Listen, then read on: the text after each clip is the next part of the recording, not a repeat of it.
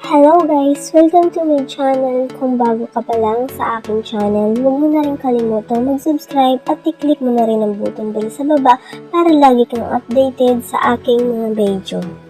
So ngayon, ang ituturo ko sa inyo kung paano nga ba mag-login sa Puzzle Farm.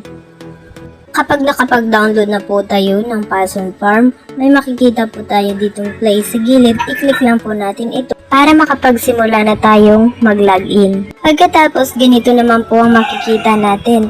Meron po dito dalawang pagpipilian, Facebook at Google.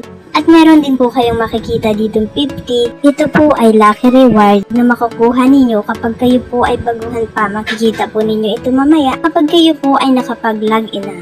At yun na nga guys, kung nakapagpili na kayo kung ano yung gagamitin nyo, ako ang gagamitin ko ay Google. I-click lang po natin ito. Tapos mapupunta po tayo dito. I-click lang po natin kung ano yung gagamitin nating Google account para makapagsimula na tayo sa paglalaro. And then pupunta po tayo dito sa baba, makikita po natin itong play. I-click po natin ito. And then mula na natin pag-iipon ng lucky reward na pwede nating i-withdraw. At dito naman guys, sa paglalaro, kailangan lang nating pagpares-parisin ng tag-tatlo. Itap lang natin, pagkatapos mawawala, itap ulit natin ng tag-tatlo.